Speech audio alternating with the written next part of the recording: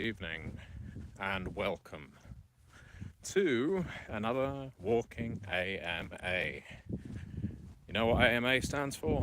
Ask Me Anything. And I would like for you to ask me anything today. I would like for you to ask me whatever you damn well choose. I need to set the chat filter because it resets every single time. And this time, our AMA is going to be a little different to usual. Normally it's a random, rambunctious affair with a lot of herking and jerking and general misanthropy. But this Wednesday we have a theme, and I'm thinking of trialing this, a theme. And what better for my channel than to theme an AMA around the world of darkness and Chronicles of Darkness, given that Vampire the Masquerade is the foundation on which this channel was built. Actually, that's not true. Foundation was RPG reviews. But I would say that the flying buttresses and the gargoyles were very much World of Darkness based. And the nice door frames and stained glass windows were the Chronicles of Darkness. So, yeah, it's a strange building, an eclectic mix of Gothic and Georgian styles, but I like it. The occasional Tudor beam. It has a bit from every historical era in Britain. Hello, Ona Uni. Hello, the Faustian Man. Hello, Harrison Sayer. And have a lovely lunchtime. Hello, Link the Vampire. How's it going, Matthew, says Link. It is going all right. As you can tell from the lighting, such as it is, that bright, unbearable summer seems to be coming to an end, which we can only hope for, because we like the dark, we like the gloom, we don't need all that bright light and heat. Look, we've got a question here from Ona. Why do you never write any content around the Ottoman Empire during the Dark Ages? I am generally curious. That's not true. Vampire the Dark Ages had, well, I mean, if you want, you know what? I was about to say had Constantinople by night and Jerusalem by night, but I don't think that would really be considered the Ottoman Empire, and therefore the Dark Ages, running all the way up to, I think it's 1244 CE or AD if you prefer, doesn't really have that time frame for the Ottoman Empire. So there you go. That's why. We do actually revisit Constantinople in the V20 Dark Ages Companion, if that's of interest to you. Certainly it was interest of me. I developed that book and specifically asked for an author very familiar with Constantinople by night and the history of the Crusades to add it to that book.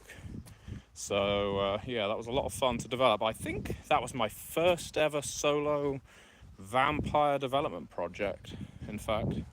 Hello, Michael or Mikhail. Owner says, that's exactly why I asked.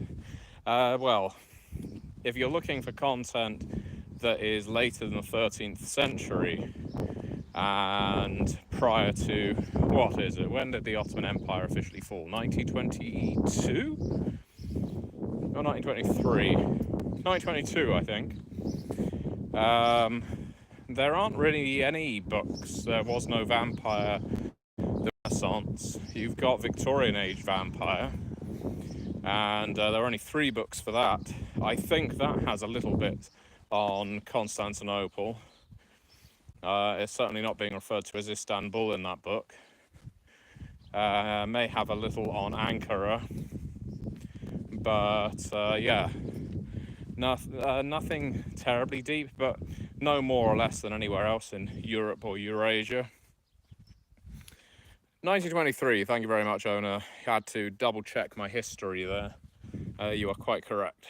Harrison Sayer says, besides Dark Ages, are there any particular time periods in World of Darkness or Chronicles of Darkness you find particularly fun to set games in? Call me basic, you're basic, but I'm a fan of the Roman Republic, early Empire, and the 1800s. My favourite era for running these games, I ran a long chronicle that I called Wraith the Black Death, which was set in the Middle Ages and was dealing with the ramifications of the utter gutting of human civilization, especially in Europe, due to the Black Death and the various spectral forces in my campaign that were propagating it. I've always been a big fan of the Middle Ages, or the late Middle Ages, and moving into, I guess, the Renaissance period, especially in Britain, because you get to have a lot of fun with the Wars of the Roses and the build up to that, 100 Years' War, and so on. So yeah, I like that there's also more movement in that era than there is in the so-called Dark Ages. I mean, historically, well, not many people call it the Dark Ages these days. It tends to be called the early Middle Ages.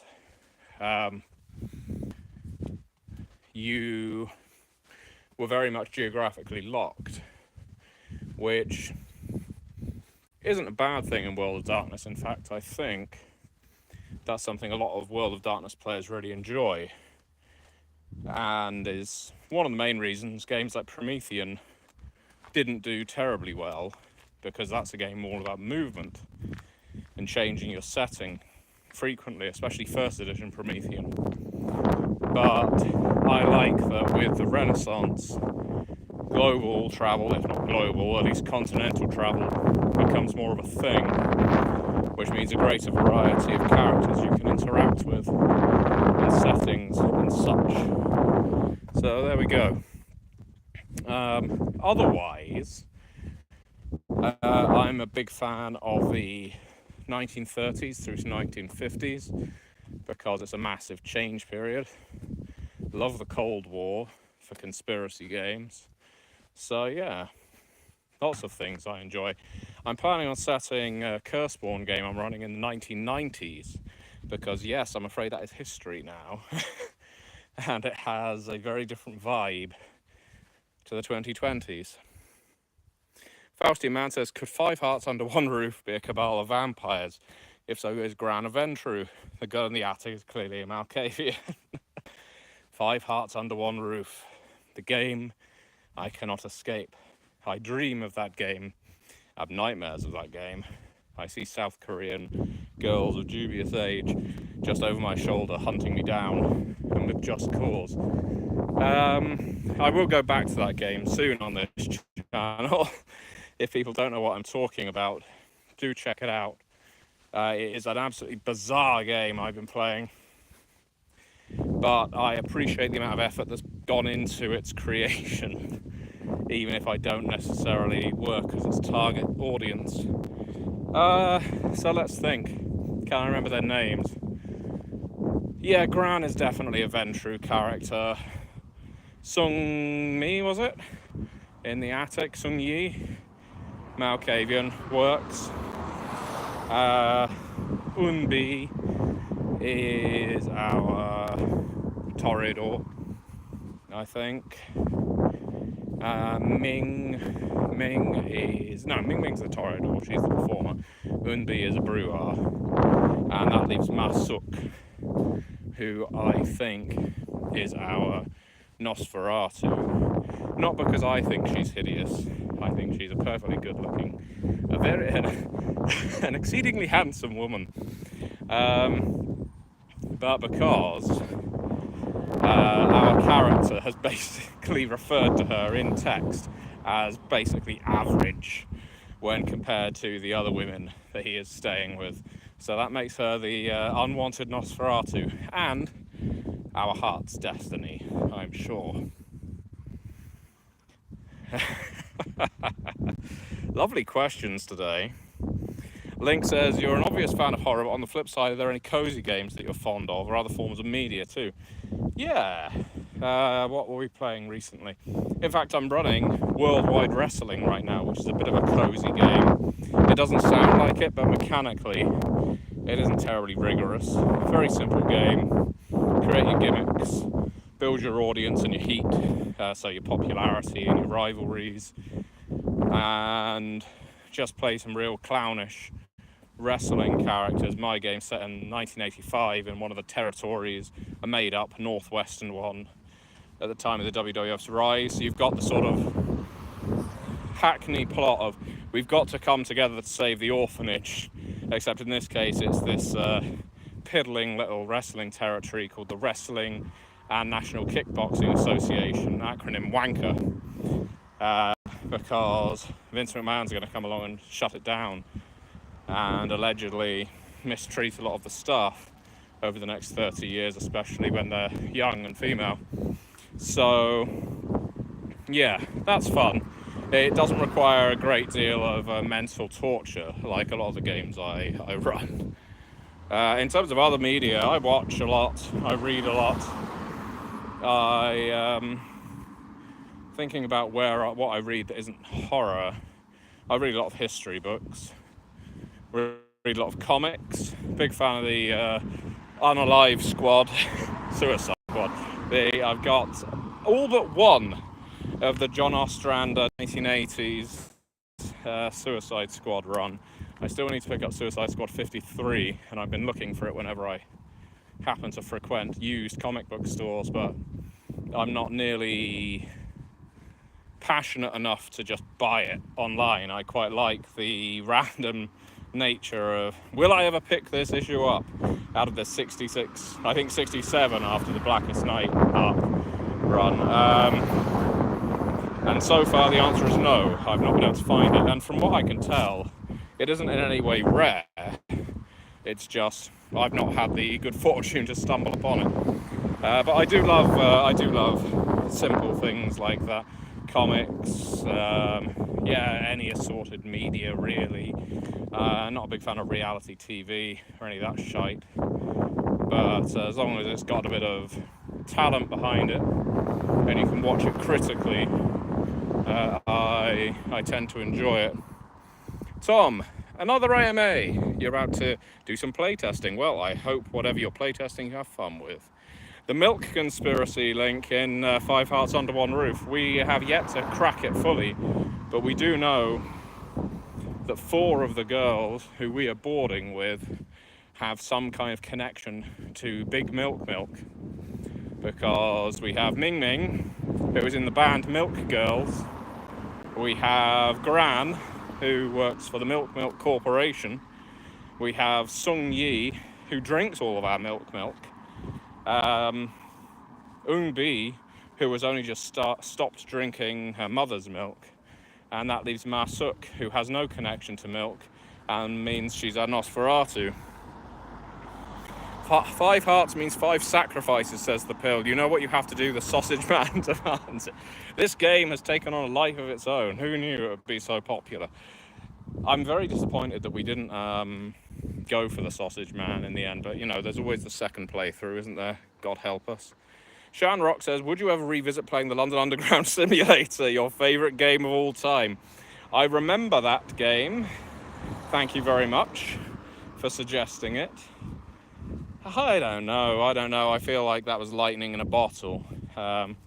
It's my most popular video in terms of views, I believe.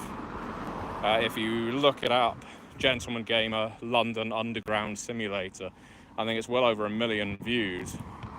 And I get no ad revenue from it whatsoever, because it's all on my second channel and I am locked out of it, and despite many attempts in the past to gain access. So that's a pain. But yes, that was popular. That video was so popular. Professional comedians, people I really respect comedically, Armando Iannucci was sharing it on Twitter and commenting on it, referring to it as Alan Partridge-esque. That's, you know, big praise from someone of Armando Iannucci's caliber, if you're at all familiar with comedy, British comedy especially. But he was the man behind Veep, if you're American, the thick of it, heavily involved in Brass Eye, The Day-to-Day, and one of my favourite comedy TV shows of all time that not enough people have seen, but is on YouTube in its entirety. the Armando Iannucci shows, which are still fantastic. Absolutely amazing. Let's see. Tom Meur's Changeling Chronicle was set in magical and historic 1994. I love the 90s. I love the 90s as a historic era. It's a good way of shocking and upsetting players to say we're going back in time to 1994. At first they think, well, there's nothing really different about that. But then you use the pop culture references. You make it so that the internet and mobile telephones aren't quite as ubiquitous. Some people are still playing cassettes. A few are buying CDs. Laserdiscs seem like the next big thing. Smoking is still pretty ubiquitous. It's an interesting interstitial point between the vibe-heavy 1980s and then the increasingly dystopian 2000s. Harrison is running his first Vampire the Masquerade game set in 1991. I think that is perfect, because after all, that is when the very first Vampire the Masquerade Chronicle or sourcebook is set. What do we have here? Cleem Solus says, hello there folks, good to see you. Galway Shade says, have I ever played Crimson Empire or Cursed Empire? I have not. That's one of those games that whenever I go to games conventions, there's always loads of second-hand copies of it. I wonder, was it sold particularly cheap when it came out? Was it overproduced and then never sent back to the producer? Because all these stockists of second-hand RPGs seem to have loads of copies of Crimson Empire and Cursed Empire, and I know nothing about it. Clem says, question for you, Rich. My name is Matthew. Richard Dawkins is a distant relation. Were there any plans for a Kindred of the East 20th anniversary? No, absolutely not. No, there was not. Are you aware if this was formally discussed or mentioned by Onyx Path? I am, and it was never something we wanted to go ahead and do. Kindred of the East, now looking back at it, it's one of those things where it's very much a snapshot in time. It worked in its time, and even then it was a little exoticized, shall we say. It was more movie-like and pulpy, and let's be honest, a little bit jingoistic and racist, even in the late 90s, early 2000s. And now you would have to remake it to such an extent that it would no longer be Kindred of the East. So doing a 20th anniversary edition, that wouldn't have been a 20th anniversary edition, that would have been a new edition. And from my understanding, Paradox aren't interested in doing a new edition either. As for Demon the Fallen, I submitted a pitch for Demon 20th anniversary edition, but my belief, and this is just my personal belief, is that the further we've gone down the 5th edition track, the less interested Paradox have been in 20th anniversary books, which is their right. I submitted one for Hunter as well. But it wasn't long after that we got Hunter 5th edition in its form, whether you like it or not. So, yeah. Those were games that were pitched and either rejected or received radio silence on. And I very much doubt we're going to see them now, because we're getting way beyond the 20th anniversary for those games. If you really care about timelines, dates, and so on. Tom Moore remembers the chocolate milk conspiracy of in his Curseborn Origin Stories actual play. See? Milk. That's where all the secrets lie. All the curses are dairy. Go dairy free and you won't get cursed. Corbin says, if you were given the option to own one of the Chronicles of Darkness game lines, which would it be? Only one. Now, the obvious answer for success and popularity would be Changeling the Lost. Changeling the Lost is, I think, next to Requiem and Awakening, the most successful I think in terms of sales as well as general popularity. But Changeling has never really been my game. I like it, don't get me wrong, I like it a lot. I think I would have to go for Vampire the Requiem. I feel it's the one you can do the most with. It's the one that I fell in love with back when it first came out in first edition. I still love the layout, the art direction, a lot of the words in first edition. And while I can absolutely appreciate second ed is an upgrade in terms of its system and a lot of its setting or contextual material, first edition is still a book I go back to for fun, and I still go back to it for ideas as well. So many fantastic source books for first edition Requiem, and I think pound for pound, if you were to compare Requiem to Masquerade in its long and storied history, you would probably find more value in Requiem's various source books than you would in Masquerade's. That's subjective, I know, but that's my view. Elder Shrub says, "Hi, Gentleman Gamer, hi. A few weeks ago, I finished my first Chronicles of Darkness game. Good for you. Your videos on WoD and Croft were extremely useful.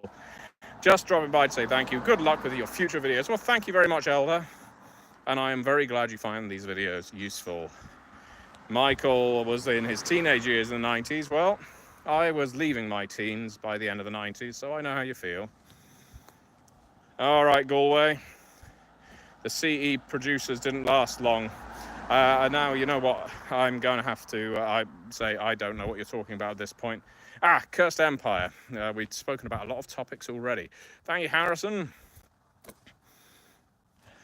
As Awkward Corbin would say from Psychonaut, "I am the milkman, my milk is delicious." It sounds threatening, doesn't it, when someone is heavily pushing their milk on you. Clean Soleil said, "I love what you did with 20th anniversary, and I still hope that you'll somehow return back to this publication. I'm aware of the background drama, but still, I'm kind of romantic when it comes to that." You know what, and this isn't a telling off, using the word drama probably isn't accurate. In the end, there was no disagreement, there was no hard-fought fight or anything like that. It just comes down to business decisions. I completely understand why Paradox wants to push 5th edition and 5th edition only. Now, I could argue the merits of continuing to sell 20th anniversary and Chronicles of Darkness games, but I can also see their argument for why 5th edition is the only thing they want released at all connected to World of Darkness. I get it. I don't have to agree with it. But the great news is, if you're a fan of horror and you like what we do at Onyx Path, you should really check out Curseborn if you haven't already, because that is our modern horror game, urban horror, folklore, urban legends, creepypastas, as people like to say. I style it as Stephen King and David Lynch meets the World of Darkness, because I like the conspiracy, I like the liminality, I like the weirdness that accompanies the horror. It isn't all, I guess, rote. I don't mean that with a W. I mean, World of Darkness has existed for so long now that you kind of know what to expect with it. Hence why so many people got upset when they bought a core book and it didn't have every clan that they expected in. Games without expectations appeal to me a lot more, both as a designer, because it means I have more freedom creatively to do what I feel is right, also as a player, because I like to explore new things. Mikhail says, "I think it's more scary when the milkman tells you he's about to milk you." Thankfully, that hasn't happened to me yet, but I still hold out hope. Richard said, "Years ago, you pitched a World of Darkness idea where the PCs are alien viruses possessing humans." I did. That was years and years ago, Richard. You have a very good memory. And that was based on someone just asking a question. They wanted a video on what if I could do a different World of Darkness game, what would it be? And I think I went for this Thing, Parasite Eve, Resident Evil 4 like thing. Would you still make a game like that if you could? Also, just wanted to say I'm a huge fan of They Came From. Thank you, Richard. Would I still make a game like that? Well, now that you've reinvigorated my memory of it, because frankly I had forgotten about my Sentient Viruses game completely. Yeah, but I'd probably fit it into Curseborn. Actually, I'm not sure. People, when they see a horror game, whether it's World of Darkness, Chronicles of Darkness, or Curseborn, they immediately want to start shoving their favourite concepts into it. There's always someone who says, why can't you play aliens in the World of Darkness? It's the natural thing that's never been done. Or people will say, and we are going to be doing this, why can't you play Mortals, or Hunters, or Venators in Curseborn from the core book? It's because people have expectations, people want to see what they like. I get that completely. But sometimes you need to keep in mind the actual theme of the game. And I don't know that Sentient Viruses is really a subject of curses. I mean, I suppose you'd feel cursed if you were possessed by one, sure. That would probably be a problem. Yeah, I think your lineage would have to be hosts to these viruses, and the way they have been affecting you rather than you playing the virus itself. Though you could have a shadow or geist-like mechanic where the virus itself has a force that applies to your personality, and each virus is slightly different pandemic style. I guess you've got your yellow, red, blue, and black. So yeah, okay, all right, we'll see where that goes. Thank you for reminding me about that, because I would have forgotten entirely. And thank you for liking They Came From. A lot of people, they come to my YouTube channel, or they buy the horror games I've worked on, and they will say, when are you working on Vampire next? Or, I really love your Vampire the Masquerade work, or stop writing these silly comedy games, we want horror games. And I get that sense of entitlement. I understand where it comes from. Fandoms are like that. But one thing I think people don't appreciate is I really enjoy working on games that aren't just World of Darkness. And They Came From is right up there as a favourite game for me to have developed, to have created from concept to delivery in numerous cases now. And the fact that everyone who seems to play it, everyone who plays it seems to really enjoy it. Sometimes it feels, I guess, a tiny bit frustrating that more people won't give it a go because they're immediately put off by the idea of comedy in an RPG.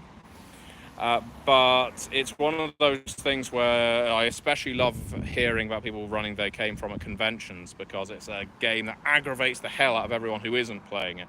Because everyone around the table is laughing and having a great time, and you completely kill the mood of the deep Cult Divinity Lost game that's taking place a couple of tables over. Okay, so what else have we got here? Link says, out of all the subgenres of horror, which is your favourite? I personally love Lovecraftian horror. Do I have a favourite genre or subgenre of horror? I'm not sure that I do. You know? I'm not sure that I do. I think I still have a... You know what? I say that. It's changed over time. Like, as a movie fan, I was always incredibly drawn. I would eat up zombie horror movies. I loved survival horror. And so I absolutely loved that for a while. Slasher movies as well, not necessarily because of the slasher, but because I've always enjoyed group dynamics in movies and TV shows where you start off with a major group, you get to know the characters a little, and then they get picked off, and you can kind of question yourself and what if, and think, what would have happened if this character had survived a little longer, or will anyone tell this person's daughter that he loves him like he wanted before he died?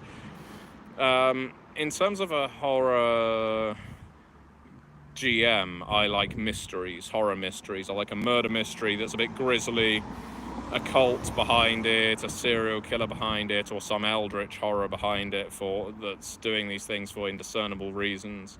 Those things always appeal to me, so I love a mystery to tie into my horror. And mystery is a very good way to hook players as well. Pencil Mage is going back to 5th edition. I don't like level-based games for horror games. I'm not a big fan of the 5th editionification of every single RPG, but again, I understand why companies release their games using 5th edition, because they see D&D as the most popular RPG and it makes for a built-in player base. It's easy to translate your game to new players if it uses the most popular game system in the world. But you might sacrifice some of the mood and tone and, I guess, appropriate voice in your game if you make it feel like they're playing D&D. I do apologize for the siren, but I did stab someone back there. And luckily, dutifully, the ambulance is going to pick them up. There you go. All right, yeah, have fun. All right. Hi, Brad. Thank you very much for tuning in. And by the way, everyone tuning in, if you're watching live, do give me a thumbs up. As you know, these thumbs up do respond with the algorithm. If people give a thumbs up, if people comment in the chat, it makes more people tune in. It makes the video appear in their subscription boxes. That is the connection. If you leave a thumbs up, more people get this video, pop up on their phone, and therefore they click on it. I'm not doing it for my ego. You can take the thumbs up away after you're done if you want. I really don't care. It's just to get the video propagating, because sadly that is the way the algorithm works. Rune Knight 3 wants to know, are we getting more Werewolf the Forsaken books? There's probably plenty coming on the Storyteller's Vault, but none from Onyx Path Publishing for the near future. No, we don't have the... we've not received the approval to release any more books for Werewolf the Forsaken or any other Chronicles of Darkness game. Kyle says, I just got Classified. They came from Classified and they came from Beyond the Sea. Really excited about running those games. They came from Classified isn't in the top spot for me. That next to They Came from Camp Murder Lake as my favorite They Came from. Though the genres in They Came from the RPG anthology, you know, there's 11 different games in there, and they're all as deep as each individual They Came from core book. So I'm very fond of They Came from the Mean Streets, which is noir in that one. They came from the High Octane Apocalypse, so your Mad Max style games, and I had a lot of fun writing They Came from the Billiard Room with the Candlestick, which is Murder Mysteries. Brad says, have you ever worked on something that was taken out of a project but you've been later been able to use it? Oh, plenty of times. I've worked on several books that were never released for various companies, and I'll still use them at my table. Sometimes that's been World of Darkness related. There was a book where I created some bloodlines and the book never came out, and those bloodlines still appeared in my game. I've written a whole source book for Call of Cthulhu, and that was during lockdown that I submitted that to Chaosium. No idea if that will ever... So that was early 2020 when that manuscript was sent over. It was commissioned, I didn't just send it blind. And I got paid for it, but I've never seen it released. I know Chaosium have fairly lengthy turnaround times on publishing books, so who knows, I might see it one day. But in the meantime, people who support my Patreon, I have at this point played every single story from it, every single adventure that's in that book I ran now. So yeah, I've definitely done that. Good question. Dove Sunseed Sword said, just started watching the Terrifier series, finished 2, kind of really digging its vibe. Terrifier is modern exploitation at its finest. I mean, I don't always have the stomach for it. I'm not a squeamish person, but I have to be in the right mood to watch something like a Terrifier movie. But I think they are spectacularly well done on an incredibly low budget, so kudos to them. Link the Vampire loves comedy games. You do need a breath of fresh air to keep horror fresh, yes, indeed. Headsock Goatlock 4 gives a smiley face. Elder Shrub says, I'm not super experienced with World of Darkness 5th edition, but having finished a campaign for Chronicles of Darkness, I'm going to miss the God Machine. It was a neat idea, but very specific to Chronicles of Darkness. I would suggest, Elder Shrub, pick up Curseborn if you like that kind of conspiracy, the background conspiracy stuff. Curseborn is probably going to be more your thing. I think 5th edition World of Darkness has a lot to recommend it, but if you're a big fan of the God Machine Chronicle, hop on over to Curseborn, take a look at that. Richard says, I'm reading through Cyclops Cave at the moment, enjoying the references. Which 2 They Came From games would you enjoy combining for a one-shot game? I have combined so many They Came From games for one-shots and campaigns because every They Came From RPG is crossover compatible. None of the rules, none of the core rule system change. And so every time you cross one over with another, you just add more archetypes, add more tropes, add more cinematics, add more quips, and they all work. The system just works completely. So the latest one I did was I crossed over They Came From Beyond the Grave with They Came From Classified to make it more like Live and Let Die because of the whole voodoo thing going on there, zombies, Baron Samedi. and so that is a surprisingly good mashup. I will be endeavouring to cross over some of the RPG anthology material soon by mixing They Came from the Mean Streets with They Came from Beneath Capes and Cowls, so that I can run a superhero role-playing game set in a sort of 1920s, 1930s noir, maybe 1950s, but basically a just pre or post-war America, a bit of a early Watchmen feel, you know, the what were they called? What were they called before they were the Crime Busters in Watchmen? Was it the Crime? Yeah, the Crime Busters was the name that the modern version of the characters in Watchmen had, I think. You know what? It's been so long since I've read it, and not like in the movie, that awful fucking Zack Snyder movie. I know there's lots of people who like it, but I'm not one of them. Where they actually call themselves the Watchmen. It is. I'm going to need someone and a Watchmen expert to comment in the chat to tell me what the Society of Vigilantes in Watchmen is called when it's the Hooded Justice, Silhouettes, Silk Spectre 1, and so on lineup. Anyway. What else do we have here? Brad Richardson. My pleasure to answer you, and I will do another Bloodlines book if I'm ever hard up for work. Luckily, I'm okay for work, but putting something out on the Storyteller's Vault is always an option, or indeed any other community content program. I've got plenty of things I have drafted or written. It's just a case of getting them produced, and most of the time I'm working for paid contracts rather than putting things out on my own. So really, it's a case of when my availability comes up. Runil Hernandez, if given the chance, would you work on more Wraith the Oblivion? Absolutely, I would love to work on Wraith the Oblivion. It is my favourite World of Darkness game. And a Law of the Guilds, Renegades and Heretics and so on would very much be in my wheelhouse. I can't see it happening in the short term, but who knows, if Paradox ever start working on a Wraith the Oblivion video game beyond the VR one, they might release a new book and maybe they'll approach me, who knows. Corbin says, what session 0 questions do you typically ask for a short campaign? What kind of content do you want to see? What kind of content don't you want to see? What kind of characters do you want to play? And name yourself one friendly character or one character you look up to, and give me some broad strokes regarding your character's nemesis. Someone they don't like, whether that's an enemy, a rival, a pest. Once I've got all of that information, it's very easy to throw together a one-shot or even a campaign. They're not called the League of Extraordinary Gentlemen. The Minutemen, Mikhail, you got it right, yes. It was the Minutemen. AI is bullshit because the Crime Busters was the second batch of characters in the Watchmen. Yes, some of them cross over, specifically the Comedian and Captain Metropolis, but the Crime Busters aren't really much of a factor. They kind of dissolve as soon as... Well, they're not around for as much in the narrative as the Minutemen, counterintuitively, because the characters from the Crime Busters are the focal point, but as a group, they don't exist in Watchmen. That they've long since dissolved, and the Minutemen had more of a bearing on the plot, I would suggest. Thank you very much for reminding me. Garland Noob says, easy way to convince D&D 5th edition program people to try playing any World of Darkness book for horror-themed sessions. Yeah. The easiest way to do it is to actually approach them with excitement and say, there's this really fantastic horror game I would love to try out that I think is going to be great fun.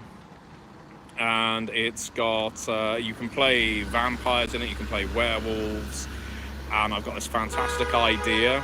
Someone keeps pressing their horn and they're in the front of a queue, so who knows why. Basically, the best way to sell any game is to not do it nervously. Don't do it apologetically. Don't say, you know, I'm a bit tired of D&D. Can we play something else? It won't mind if we don't. No, you want to pitch this thing because you're excited about it, because you want to play it. And excitement is infectious, like chlamydia. T-Bone says, any tips for a shy person going to their first Vampire the Masquerade LARP? Well, I'm not the biggest fan of LARPs. for a reason that will come out in a video in a couple of weeks. Not a massive fan of them. But my suggestion is a Vampire the Masquerade LARP. The best way to ease yourself in is find other members of your clan. Don't try and get involved in the inevitable plot to kill the prince. Instead, just find other members of your clan, find out what they are interested in, find out what their plots are, and ask if you can help them. And then, yes, that means you start off as effectively a support character, but that means you get to observe how other people roleplay, you get to find other characters that interest you, and then you get to choose who you interact with more widely. Vladimir says, have you ever tried to run a mixed World of Darkness and Chronicles of Darkness game? Yes, absolutely. I've used lots of material from Chronicles of Darkness and World of Darkness and vice versa. Companies like Pentex always show up in my Chronicles of Darkness games. For example, I have used Bloodlines from Requiem in my Masquerade games, and one of the most fun ones to cross over for me was actually Werewolf the Forsaken and Werewolf the Apocalypse, because I think there's a lot in there that actually really works from one to the other. You have to kind of, if you're moving Apocalypse stuff to Forsaken, you have to move away from a lot of the Gaia mythos, but otherwise I think there's a lot of spiritual and umbral fun that you can transplant. I don't think Dove Sunseed Sword that people are honking because they've seen me. God, I hope not. Anyway, I am going to call it there. Awkward GM Corbin says, what's the most time period you've used in Mummy the Curse 2nd edition? I love the idea of jumping settings and eras. Well, the longest 2nd edition Chronicle I ran for a year, and in the course of that year, it was a fortnightly group. And so what did we go through? We started off in the Great Fire of London, so 1666. We jumped forward to the French Revolution, so the late, about 1789, 1790. We jumped back to the, about, I think, what was it, 550, because I used material from Sothis Ascends for that, in Constantinople, which we've already mentioned on this chat. And we ended the game in the modern, well, roughly modern era. We went to 1940s Paris, because there was a lot that was connected through Paris, and going back there was fun because we'd done the French Revolution, then we concluded in the Second World War era in occupied Paris. So yeah, there was 4 eras in one chronicle. Anyway, I'm going to say thank you very much, everyone, for watching. This has been a fantastic AMA. I hope you have enjoyed it. I've got a game to run, Worldwide Wrestling, tonight, and I do always appreciate your support. If you want to support me, if you enjoy my videos, if you enjoy my games, pick up a copy of The World Below if you like the World of Darkness, because that is a subterranean fantasy game with a lot of World of Darkness DNA in it. And I developed that, but it had a fantastic writing and art team. I really recommend The World Below. If you prefer games more light-hearted, check out They Came From. Whether it's They Came From Classified, They Came From the RPG Anthology, any of the They Came From RPGs are brilliant cinematic games. And if you're after horror, just pure horror, go for Curspawn itself. Curspawn is a game I've been making a long video series about now since the end of last year, and it is a perfect replacement if you're a little tired of the World of Darkness, or if you want to just try a horror game for the first time and like Stephen King and David Lynch, check Curspawn out. You can look them all up on Google. You will find them very easily in the various places you can buy them. And with that said, thank you very much for watching, and see you next time.